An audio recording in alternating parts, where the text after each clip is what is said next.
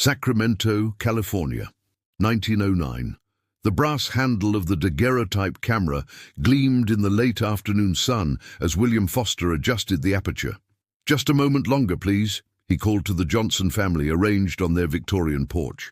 Thomas Johnson, a respected banker in Sacramento's growing financial district, stood proudly behind his seated wife, Eleanor, whose gloved hands rested perfectly still on her lap. Their three children, Henry, Margaret, and little Edward, were positioned in descending height order beside them. "Perfect stillness now," William instructed as he ducked beneath the black cloth. The Johnsons had commissioned this portrait to commemorate their 10th year in the handsome two-story home on J Street, one of the most prestigious addresses in Sacramento. The photograph would hang in their parlor alongside paintings of Thomas's ancestors, who had arrived in California during the gold rush. The exposure complete, William emerged from behind his equipment with a satisfied smile. "Excellent. I believe we've captured something special today." Later that evening in his darkroom, William worked meticulously to develop the photograph. As the image gradually materialized in the chemical bath, he noticed something peculiar. There, in the narrow crack between the front door and its frame, was what appeared to be eyes. William squinted, leaning closer to the photograph. Perhaps it was merely a shadow or an imperfection in the development process, yet the more he stared, the more distinct the eyes became, two dark, unblinking orbs peering out from the darkness of the house. William's hands trembled slightly. He had photographed hundreds of families, but never had he captured anything like this. Logic told him it must be one of the Johnson servants, perhaps watching the family portrait being taken, but something about those eyes, their stillness, their intensity, unsettled him deeply. William decided against mentioning the anomaly when he delivered the photograph to the Johnsons the following week. Thomas Johnson paid him handsomely, and Eleanor expressed delight at how well the children had been captured. Neither of them seemed to notice the eyes in the doorway. 18-year-old Catherine Moore had been working as a housemaid for the Johnson family for just over 3 months when she first heard the whispers. She had been dusting the heavy oak bookcases in Mr. Johnson's study when a soft, barely audible sound reached her ears, a murmuring from behind the walls. Catherine froze, duster in hand, straining to listen. The whispers seemed to form words, though she couldn't quite make them out. "Is someone there?" she called, feeling foolish immediately afterward. The house was empty except for her and Mrs. Abernathy, the cook, who was busy in the kitchen downstairs. The whispers ceased abruptly. Catherine shook her head, blaming her imagination and the stories her mother had told her about houses with histories. The Johnson home was certainly old enough to have accumulated its share of tales, having been built in the 1870s by a judge who had allegedly sentenced more men to hanging than any other in California history. That night, Catherine struggled to fall asleep in her small bedroom off the kitchen. Each time she drifted toward unconsciousness, she would jerk awake with the sensation of being watched. On her third awakening, she lit a candle and surveyed the room. Nothing seemed amiss, yet the feeling persisted. Eventually, exhaustion overtook her, and she fell into a fitful sleep. Dreams came in fragments. She was walking through the Johnson house, following the sound of weeping. The corridors stretched impossibly long, and doors opened onto rooms that shouldn't exist. In each room, she found a photograph of the Johnson family, and in each photograph, the eyes in the doorway grew larger, more defined. By the final room, the eyes had a face, gaunt, pale, with a smile that stretched too wide across hollow cheeks. Catherine awoke to Mrs. Abernathy shaking her shoulder. "Girl, you're screaming loud enough to wake the dead. Are you ill?" Bathed in sweat, Catherine apologized profusely. "Just a nightmare, Mrs. Abernathy. I'm terribly sorry to have disturbed you." The older woman studied her with concern. "You're not the first, you know. The last girl who slept in this room had nightmares too. Left after just 2 weeks, said she couldn't bear another night here." A chill ran down Catherine's spine. What happened to her? Mrs. Abernathy shrugged, her nightgown shifting around her substantial frame. "Moved back east, I believe. Said something about feeling watched all the time. Silly girl. She patted Catherine's hand. This is an old house, full of old house noises. You'll get used to them. But Catherine didn't get used to them. Over the following weeks, the whispers grew more frequent, and she began to notice other disturbances. Items moved from where she had placed them, cold spots in rooms that should have been warm, and most disturbingly, scratching sounds from inside the walls at night. She might have dismissed these occurrences as the natural settling of an aging house had she not discovered the photograph. While cleaning the parlor one afternoon, she found herself drawn to the Johnson family portrait hanging in an ornate gold frame. Something about it caught her attention. Not the stiff, formal poses of the family, but something in the background. Leaning closer, Catherine peered at the crack in the front door, visible behind Mr. Johnson's shoulder. Her blood turned to ice. There, unmistakably, were a pair of eyes staring out from the darkness. Catherine stumbled backward, nearly knocking over a vase of fresh-cut roses. The eyes in the photograph seemed to follow her, aware and intelligent. She fled the parlor, her heart hammering against her ribs. That evening, as she served dinner to the Johnson family, Catherine found herself studying them with new unease. Did they know about the eyes in their photograph? Had they experienced the whispers, the moved objects, the sensation of being watched? Thomas Johnson discussed business matters with his wife, while the children obediently ate their meal in silence. They seemed perfectly normal, yet Catherine couldn't shake the feeling that something was terribly wrong. Little Edward, the youngest at 5 years old, suddenly looked up from his plate and stared directly at Catherine. "The people in the walls don't like you," he said matter-of-factly. A shocked silence fell over the table. "Edward," Eleanor Johnson scolded, "what a horrible thing to say. Apologize to Miss Moore at once." Edward's face crumpled in confusion. "But, Mama, they told me." "That's quite enough," Thomas Johnson interrupted, his voice firm. "We do not speak of such nonsense at this table. You've been listening to too many of Nanny's stories." Catherine's hands trembled as she continued serving, spilling a few drops of gravy onto the pristine tablecloth. Mrs. Johnson frowned, but said nothing. Later that night, Catherine lay awake in her bed, Edward's words echoing in her mind. "The people in the walls don't like you." Children often had vivid imaginations, she reminded herself. Yet combined with her own experiences, the whispers, the watching eyes, Edward's statement took on a more sinister meaning. A soft, scratching sound began within the wall beside her bed. Catherine stiffened, listening as it moved slowly upward, then across the ceiling above her. It wasn't a rat or a mouse. The movement was too deliberate, too controlled. Something was crawling through the spaces between the walls. Catherine pressed her hands over her ears, but it did nothing to block the sound, or the whispers that now joined it. Multiple voices speaking in urgent, hushed tones. She couldn't make out the words, but the malevolence in those voices was unmistakable. "Leave me alone," she whispered into the darkness. "Please, just leave me alone." The scratching stopped abruptly. For a moment, Catherine thought her plea had worked, until a soft thud sounded directly above her bed. Dust drifted down from the ceiling. Another thud, and then another, moving across the ceiling toward the door. Catherine watched in horror as the doorknob began to turn slowly, though she had locked it before going to bed. The lock clicked, and the door swung open onto the dark hallway. Catherine couldn't scream, couldn't move, could only stare as a figure began to take shape in the doorway, a silhouette blacker than the darkness surrounding it, with two pale spots where eyes should be. "Catherine." The voice was dry as autumn leaves. "We've been waiting for you." By morning, Catherine's room was empty, her bed neatly made as if she had never occupied it. Only a small satchel of personal belongings remained, suggesting to Mrs. Abernathy that the girl had fled in the night. "Just like the others," she muttered to herself, setting about preparing breakfast for the family. She would need to inform Mrs. Johnson that they required a new housemaid. Eleanor Johnson received the news with a tight-lipped frown. How inconvenient. That's the third girl this year, she sighed, setting down her teacup. Place an advertisement in tomorrow's paper, Mrs. Abernathy, and perhaps this time find someone with stronger nerves. Thomas Johnson lowered his newspaper.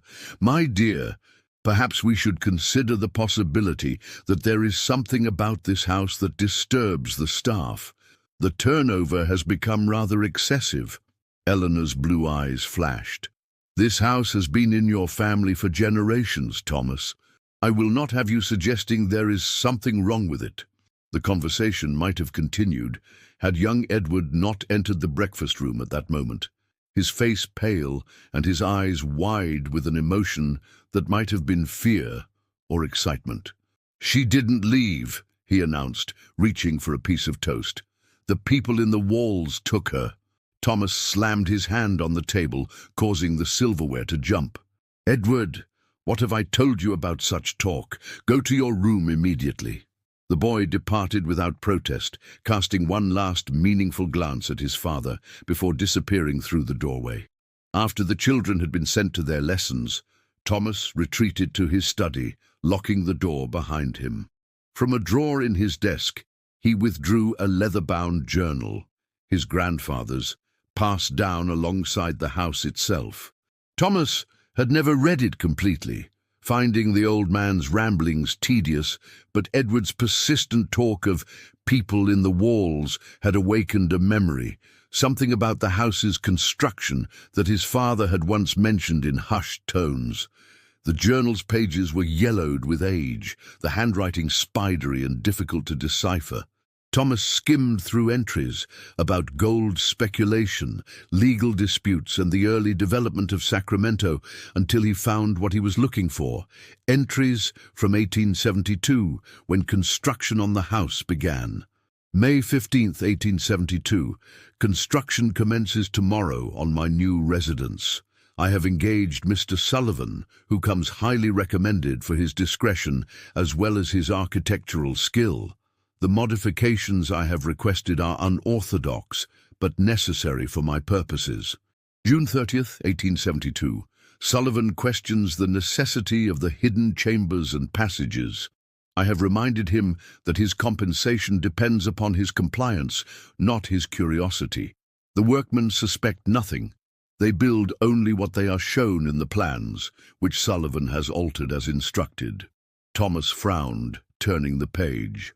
August 12th, 1872. An incident today with one of the workmen. He discovered the entrance to the passage behind the study while installing the wainscoting. Sullivan assures me the man can be trusted, but I have my doubts. I have instructed Sullivan to dismiss him regardless. August 15th, 1872. Problem resolved. The workman was found in the American River this morning, apparently having fallen in while intoxicated last night. Sullivan appears disturbed by this coincidence, but will not voice his suspicions if he values his own well-being. Thomas's hands trembled slightly as he continued reading. His grandfather, Judge William Johnson, had been known as a severe man, but these entries suggested something far darker. The journal detailed the completion of the house, including references to the chamber and preparations for the arrivals. The most disturbing entry came near the end, December 24th, 1872. The first 3 subjects have been installed in the chamber. Dr. Reynolds assures me that his experimental procedure will yield the results I seek. They are conscious but immobile and unable to speak above a whisper. Perfect for my purposes. Their eyes, however, remain expressive, most unsettling. I have instructed that the viewing ports be narrowed to allow only the eyes to be visible from the main house. The family need not be disturbed by the full visage of the subjects. Thomas closed the journal with shaking hands. What had his grandfather done? What experiments had taken place within these walls? And more urgently, were the subjects of those experiments somehow still present? He thought of the missing housemaids, of Edward's insistent claims about people in the walls. A cold dread settled in his stomach as he recalled the family photograph hanging in the parlor. He had never looked closely at it, but now he felt compelled to examine it. Rising from his desk, Thomas made his way to the parlor. The morning sunlight streamed through the tall windows, illuminating the portrait in its ornate frame. He approached it slowly, his eyes drawn to the background, to the sliver of space visible between the front door and its frame. There, unmistakably, were eyes, not shadows or imperfections in the photograph, but human eyes, wide and desperate. Thomas stumbled backward, his heart racing. It couldn't be possible. His grandfather had been dead for 15 years.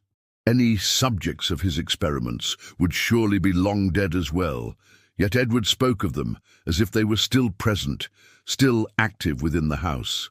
A sound behind him made Thomas whirl around. Edward stood in the doorway, his small face solemn. "They're hungry, father," he said quietly.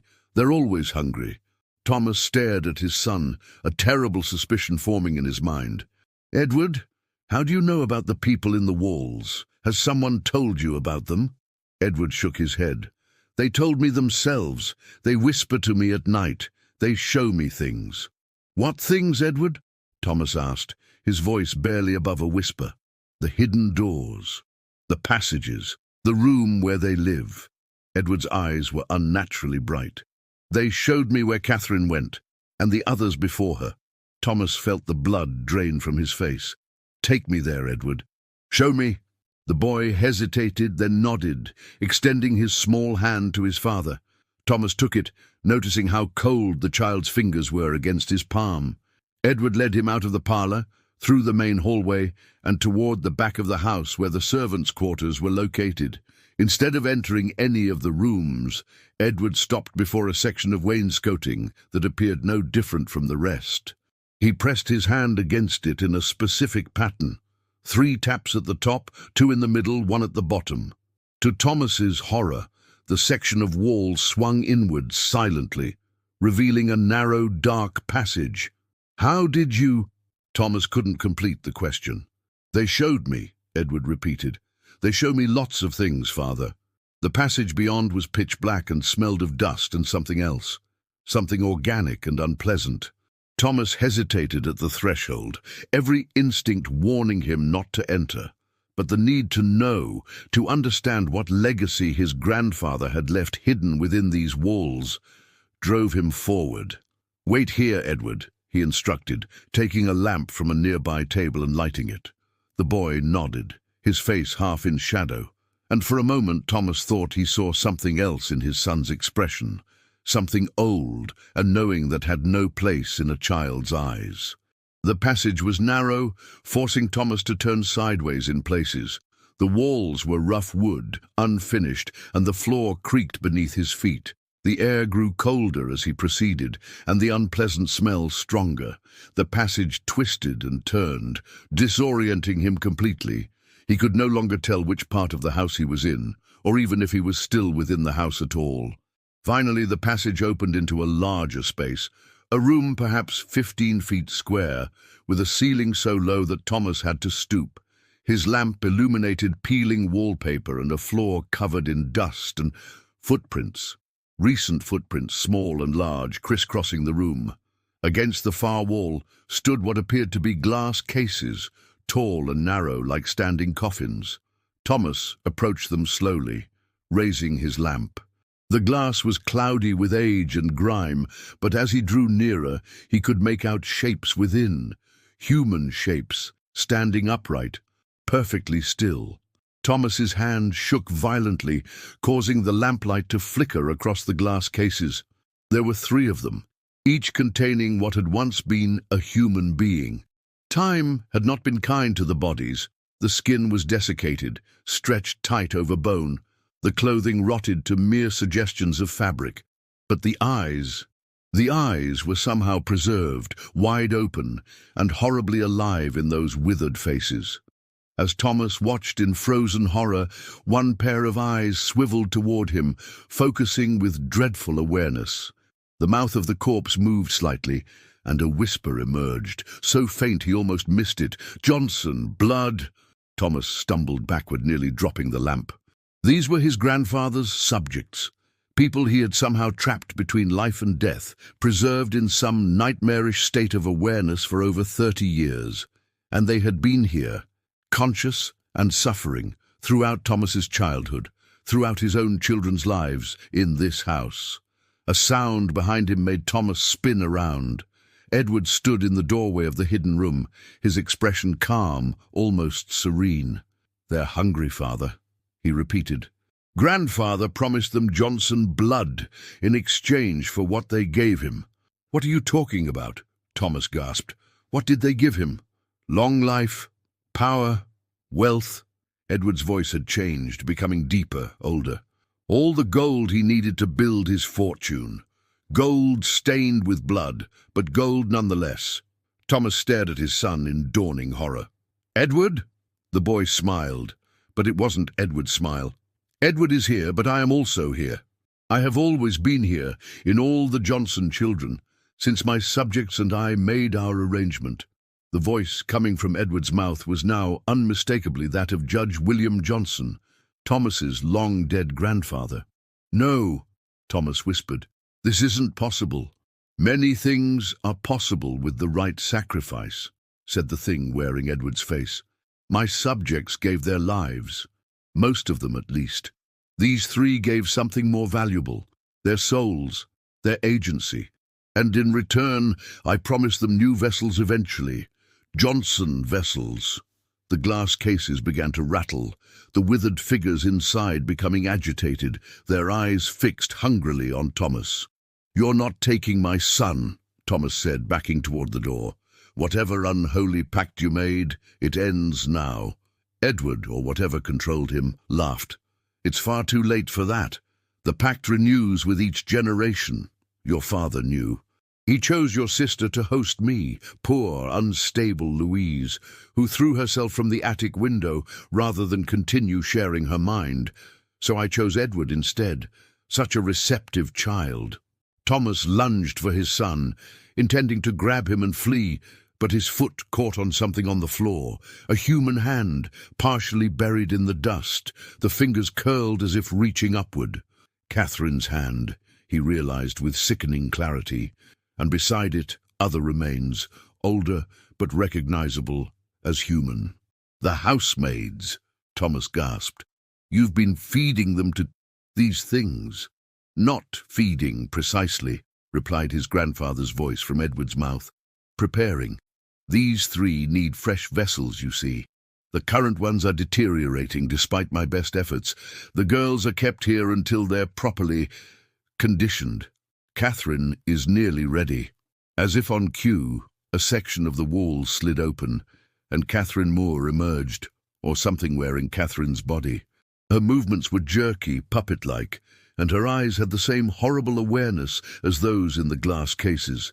Behind her came two more figures that Thomas recognized with a jolt of terror, the previous housemaids who had supposedly fled in the night. "You see," said Edward William, "everything is prepared. Tonight, my subjects will take their new vessels, and the old ones will finally be allowed to die. And you, Thomas, will help us complete the transfer. Johnson blood is required, freely given." "Never," Thomas spat, backing toward the passage that had led him here. The thing wearing Edward's face sighed. "I was afraid you'd say that. It would have been easier with your cooperation, but not essential. There are other Johnsons in this house." With dawning horror, Thomas realized what his grandfather meant. "Eleanor, the children." "Henry and Margaret will serve nicely," confirmed Edward William. "And your wife has always been surplus to requirements. She's not Johnson blood." Thomas turned and fled down the passage, his lamp casting wild shadows as he ran. Behind him he could hear multiple sets of footsteps in pursuit, the shambling gait of the possessed housemaids, and the lighter, quicker steps of the thing that had taken Edward. He had to reach Eleanor, warn her, get the children out of this house of horrors before it was too late. Thomas burst from the hidden passage into the hallway, nearly colliding with Mrs. Abernathy, who shrieked and dropped a stack of freshly pressed linens. "Mr. Johnson, what on earth? Where is my wife?" Thomas demanded, gripping the older woman's shoulders. "Where are Henry and Margaret?" Mrs. Abernathy's eyes widened at his disheveled appearance and wild expression. "Mrs. Johnson has taken them to visit her sister in Auburn for the afternoon. They left while you were in your study. Her gaze shifted to something behind Thomas, and her face drained of color. Dear God in heaven! Thomas spun around to see Edward standing in the hallway, his small form silhouetted against the light from the windows. But it wasn't just Edward anymore. His shadow stretched impossibly long behind him, taking the shape of a tall, broad-shouldered man wearing a judge's robes. "They can't escape, Thomas," said Edward in that horrible adult voice. "The house won't let them." "Mrs. Abernathy crossed herself, backing away. "What devilry is this?" "Run!" Thomas shouted at her. "Get out of the house! Find help!" The cook didn't need to be told twice. She turned and fled toward the kitchen, her heavy footsteps echoing down the hallway. Edward made no move to stop her, his attention fixed entirely on Thomas. "She won't get far," he said calmly. "The doors have a way of leading back inside when we don't want visitors to leave." As if to confirm this statement, a distant scream echoed from the direction of the kitchen, followed by a heavy thud. Thomas felt his last hope crumbling. He was alone against whatever malevolence his grandfather had embedded in the very walls of this house. "What do you want?" Thomas asked, playing for time, his mind racing for a solution. Edward's head tilted, the gesture incongruously adult. "I've already told you. New vessels for my subjects. The continuation of our arrangement. The Johnson fortune wasn't built on banking acumen alone, Thomas. Every generation pays its price. And what happens if I refuse? If I burn this house to the ground with your subjects in it?" A smile spread across Edward's face, a smile that contained none of his son's innocence. "You won't. You can't. The house protects itself, and it protects us. Many have tried over the years. That's why the judge had it built with so much iron in the framework, so much stone in the foundation. And even if you could destroy it," he gestured toward his own body, "would you really sacrifice your son?" Thomas felt a wave of despair wash over him. There seemed no way out, no way to save his family from the horror his grandfather had created. Then a thought occurred to him. The family portrait. The eyes in the doorway. There was a connection there. Some vulnerability, perhaps. "The photograph," Thomas said slowly. "Those are their eyes, aren't they? The subjects, looking through from wherever they're trapped." Edward's expression flickered, showing uncertainty for the first time. "The photograph is nothing. A curiosity, nothing more." But Thomas could see he'd struck a nerve. "No, it's more than that. It's a window, isn't it? A connection between their world and ours. My grandfather's journal mentioned viewing ports, ways for them to see out. But it works both ways, doesn't it? We can see in." "Enough talk," Edward snapped, his voice suddenly harsh. "The vessels are ready. The transfer must happen tonight, while the moon is dark." "I need to see them," Thomas said, an idea forming. "Your subjects. I need to understand what I'm dealing with before I make any decision." Edward studied him suspiciously. "You're stalling." "No," Thomas lied. "I'm considering my options. If what you say is true, if my grandfather made some unholy pact that binds our family, I need to know the full terms. Show me the subjects again. Let me speak with them directly." For a long moment Edward was silent, the two warring intelligences behind his eyes seemingly in conflict. Finally, he nodded. "Very well. But no tricks, Thomas. Remember who inhabits your son's body. Any harm to me is harm to him." Thomas followed Edward back to the hidden passage, his mind working furiously. The house keys weighed heavy in his pocket, including the key to the locked cabinet where he kept his revolver. If he could somehow separate Edward from whatever was possessing him, free his son from his grandfather's influence. The hidden room was darker than before, the only illumination coming from an old oil lamp on a small table. The 3 glass cases stood against the wall, their occupants more animated now, pressing withered hands against the glass, eyes tracking Thomas's every movement. Behind them, in the shadows, stood the 3 housemaids, Catherine and the 2 before her, their faces blank, eyes vacant, except for occasional flickers of awareness and terror. "Speak, then," Edward said, gesturing toward the cases. "Ask your questions." Thomas approached the central case, where the most preserved of the three figures stood. Despite the desiccation of the flesh, he could tell it had once been a man in his 30s, dressed in what remained of a suit typical of the early 1870s. The eyes were blue, bloodshot, and terribly aware. "Who are you?" Thomas asked. "What arrangement did you make with my grandfather?" The withered lips moved, and a whisper emerged. "Gold. We showed him where. The hidden vein, richest in all California." "They were prospectors," Edward explained, his voice once again that of Judge William Johnson. "Unsuccessful ones, until they stumbled upon something in the Sierra foothills. Not just gold, but something older, deeper. Something willing to trade knowledge for flesh." The figure in the case continued, whispering. "It spoke from the earth, promised wealth beyond dreams, needed vessels, needed watchers." "My grandfather found you after you'd made this discovery?" Thomas asked. Edward nodded.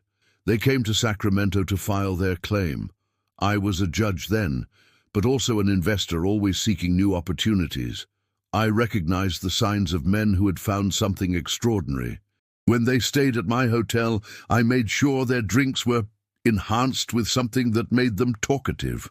"You drugged them," Thomas translated. "Stole their claim." "I improved upon it," corrected Edward William. "They had made a primitive arrangement. I refined it, expanded it. The entity in the mountain needed eyes in the human world, watchers at specific locations. In exchange, it would reveal the location of gold veins that would otherwise remain hidden for centuries. And these men volunteered after a fashion. I explained that they could die for their impudence in attempting to cheat me out of my share, or they could serve a greater purpose. 3 agreed. The others had regrettable accidents." Thomas felt sick. "And the housemaids? What purpose do they serve?" "Vessels wear out," Edward said simply. "These 3 have lasted remarkably well. My preservation methods were experimental but effective. Still, eventually they need replacement. Young women are ideal, adaptable, resilient.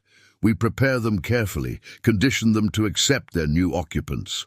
Thomas looked at Catherine, standing motionless in the shadows, her once lively face now a mask. "You're monsters, all of you." "We're visionaries," Edward corrected. "The Johnson fortune has funded hospitals, libraries, civic improvements, your comfortable life, your children's futures, all built on our arrangement." "An arrangement that ends tonight," Thomas declared, reaching suddenly into his pocket. Not for the house keys, but for something he'd grabbed on impulse while fleeing his study, his grandfather's journal. Before Edward could react, Thomas tore several pages from it and thrust them into the oil lamp's flame. The effect was instantaneous and shocking. As the pages caught fire, the 3 figures in the glass cases began to convulse violently, emitting high-pitched shrieks that seemed impossible from such desiccated throats. Edward doubled over, clutching his head. "What have you done?" he screamed, his voice fluctuating between a child's and an old man's. "A suspicion," Thomas said, continuing to feed pages into the flame. "Your journal is part of the binding, isn't it? The contract written in your own hand." The glass cases began to crack as their occupants thrashed against their confines.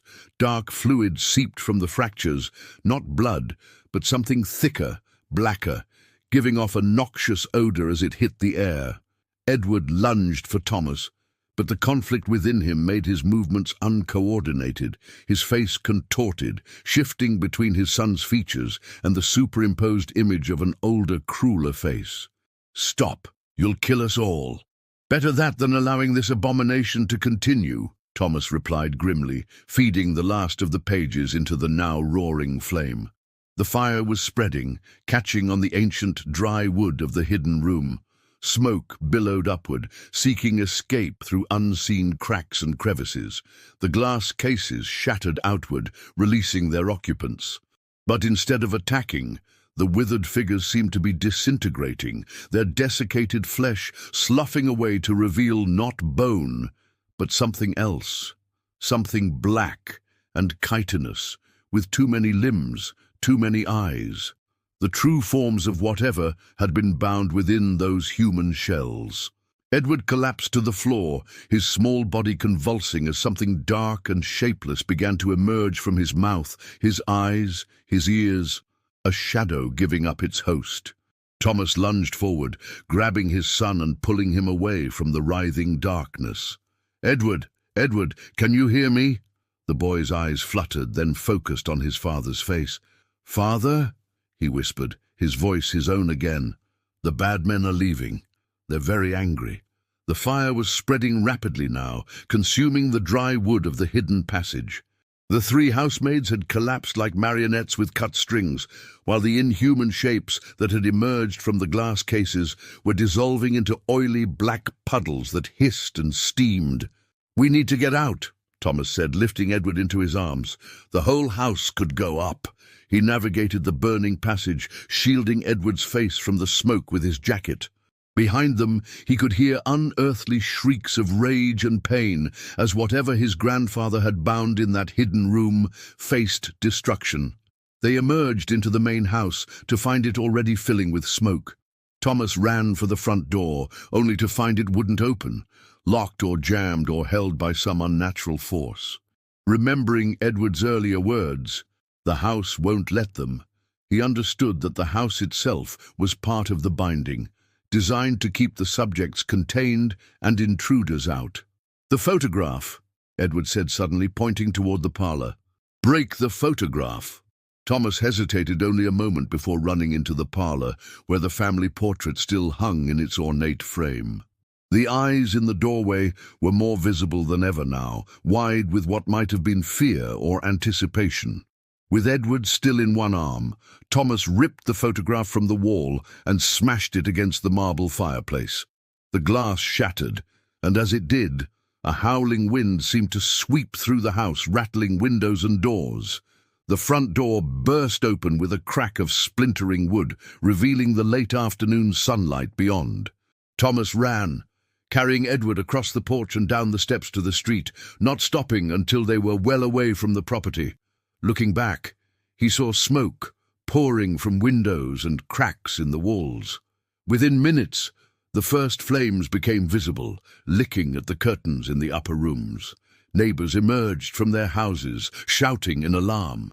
Someone had already summoned the fire brigade, their bell clanging in the distance. But Thomas knew it would be too late to save the house, and that was for the best. "Is it over?" Edward asked, his small face pale but resolute against Thomas's shoulder. Thomas looked at his son, truly his son again, free from his grandfather's malevolent influence. "Yes, I think it is. The house is burning, and whatever was bound there is burning with it. And the people in the walls? Gone, I hope. Released." Thomas wasn't certain what fate awaited the spirits or entities that had been trapped for so long, but he hoped it was oblivion rather than some other form of existence. As they watched, the roof of the Johnson house collapsed inward in a shower of sparks and flaming debris. Thomas felt a strange lightness, as if a weight he hadn't known he was carrying had been lifted. The Johnson fortune might have been built on blood and unholy pacts, but it would not continue that way. He would start anew, build something untainted for his children's future. A carriage came racing down the street, Eleanor returning from her sisters with Henry and Margaret. She practically fell from the vehicle when she saw the burning house, running to Thomas and Edward with a cry of relief and horror. "What happened? Are you hurt? Where's Mrs. Abernathy?" Thomas held his wife and son close as Henry and Margaret joined them. "There's much to explain, and not all of it today. But we're safe now. That's what matters." Over Eleanor's shoulder, Thomas caught a glimpse of the photographer, William Foster, who had arrived with the gathering crowd of onlookers. Their eyes met briefly, and Thomas saw understanding there. Foster had known, or at least suspected, what his camera had captured that day on the porch. As the Johnson house burned to the ground, the crowd of onlookers grew. Neighbors stood in shocked silence, watching as decades of history turned to ash.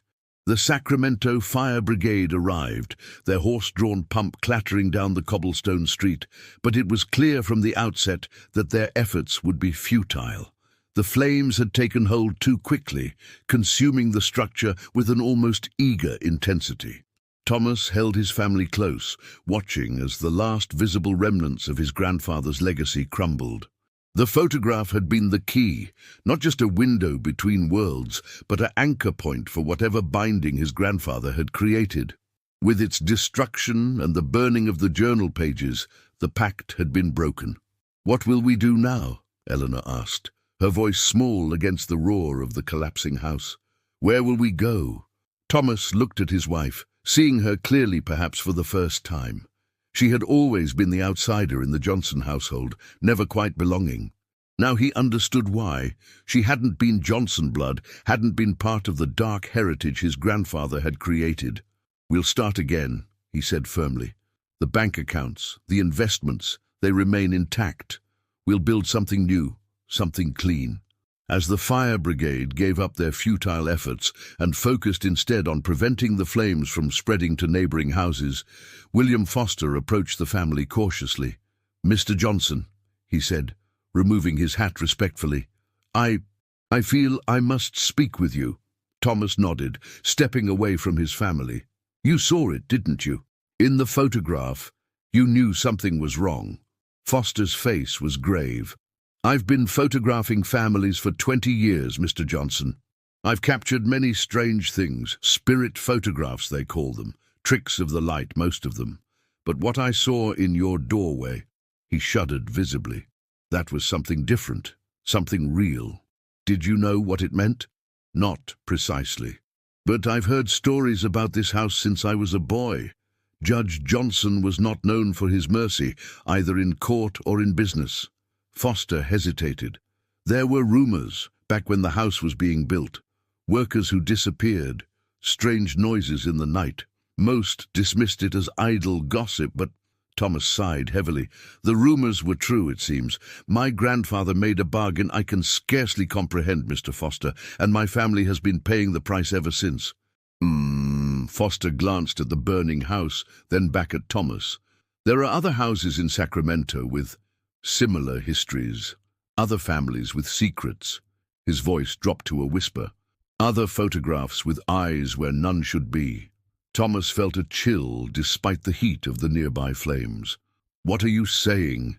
"Whatever your grandfather found, or whatever found him, it made other arrangements as well. The gold rush brought many men with ambition and few scruples to California. Some found wealth through means no decent person would contemplate." Before Thomas could respond, a commotion near the burning house drew their attention. A figure had emerged from the smoke and flames, impossibly given the inferno that the structure had become. It was Mrs. Abernathy, her clothing singed but largely intact, her face streaked with soot but unmarked by burns. "Mrs. Abernathy!" Eleanor cried, starting forward. Thomas caught her arm, holding her back. "Wait," he said, his voice tight with renewed fear. "Something's not right." The cook moved with an odd, gliding gait, as if her feet barely touched the ground. Her eyes, when she turned toward the Johnson family, were not the familiar, faded blue Thomas had known for years, but a deep, reflective black that caught the firelight like polished obsidian. "Johnson," she called, her voice carrying unnaturally over the noise of the fire. "This vessel is inadequate, but it will serve until we find another. You have broken one house, one binding, but there are others. We have watched your family for generations. We will continue to watch." Several members of the crowd stepped back in alarm as Mrs. Abernathy approached. Thomas pushed his family behind him, facing the thing that had taken the cook's form. "Whatever you are," he said firmly, "you have no claim on us anymore. The pact is broken." "Mrs." Abernathy's face split in a smile too wide for human muscles to achieve.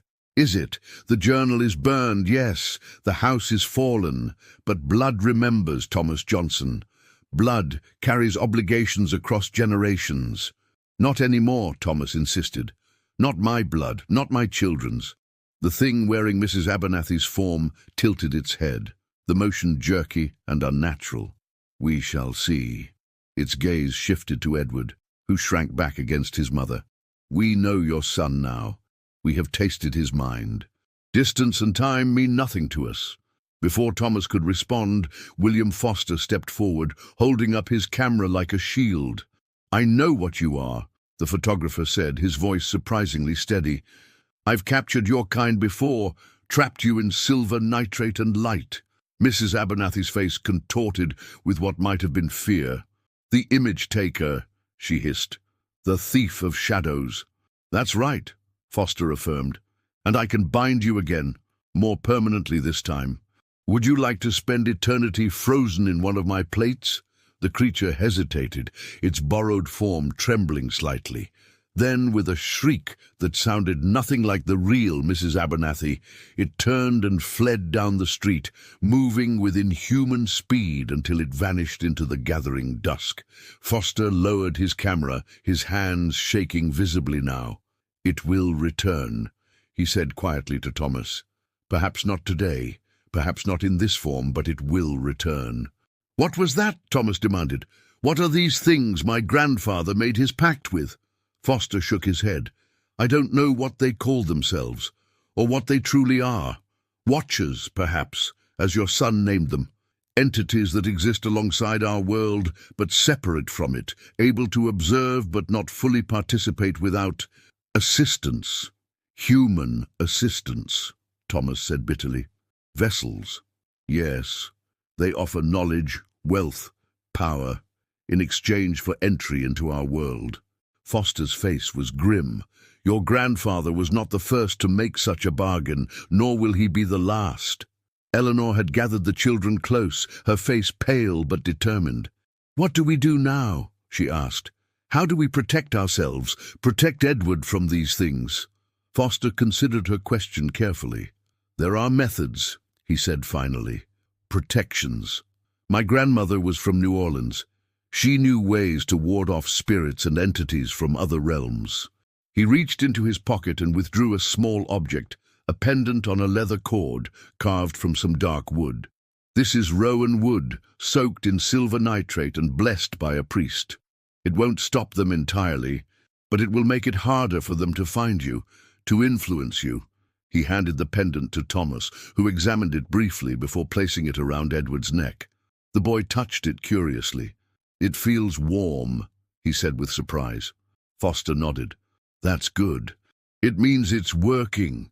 He looked back at the burning house, now little more than a skeletal framework of blackened timbers. "You should leave Sacramento, Mr. Johnson. Go far from here. Change your name if possible. These entities have a kind of territory. Their influence weakens with distance." Thomas exchanged a glance with Eleanor, seeing in her eyes the same mix of fear and resolve he felt. "We have family in Boston," she said cautiously. "My sister's husband has connections there. We could start fresh." "The East Coast would be good," Foster agreed. "Old cities have their own protections, their own guardians." He hesitated, then added, "But first, let me take one more photograph of your family. A true one this time, without uninvited guests." Thomas was about to refuse, the memory of the eyes in the doorway still too fresh, but Edward spoke up suddenly. "We should do it, Father," the boy said with unexpected conviction. "So we remember what happened here. So we don't forget." There was a wisdom in his son's eyes that hadn't been there before, a maturity forced upon him by his experience with the entity that had possessed him. Thomas realized that none of them would ever be the same after tonight. Perhaps that was for the best. "Very well," he agreed. "One last photograph." The daguerreotype studio was cool and quiet, a stark contrast to the chaos and heat of the fire. Foster worked efficiently, positioning the family against a plain backdrop. This would be no formal portrait with stiff poses and forced smiles, but something more honest, a record of survivors. "Hold still now," Foster instructed as he prepared the exposure. "And remember, whatever these entities are, they fear being seen for what they truly are. That's why they hide in shadows, in cracks, in the spaces between. The camera reveals truth, even truths they wish to conceal." The flash powder ignited with a bright burst, capturing the Johnson family in that moment of transition between their old life and whatever awaited them. Thomas stood with his arm around Eleanor. The children gathered close. Their faces were solemn but unbowed, their eyes clear and free of the watching presence that had haunted them. Later, as Foster developed the plate, he studied it carefully for any sign of intrusion, any hint of eyes where none should be. The image was clean, showing only the family, surrounded by the faint silvery aura that sometimes appeared in his photographs when the subject was protected by stronger forces than the entities that had bound themselves to the Johnson bloodline. Foster made 2 copies, one for the Johnsons to take with them on their journey east, and one that he sealed in an iron box, along with a written account of what had transpired. This box he would later deposit in the Sacramento Historical Society's archive, to be opened 100 years hence. A warning for future generations, should the Watchers find new vessels, make new pacts. 3 weeks later, the Johnson family boarded an eastbound train, carrying little from their former life. Thomas had liquidated most of his California assets, transferring the funds to a new account under the name Thomas Edwards, his mother's maiden name.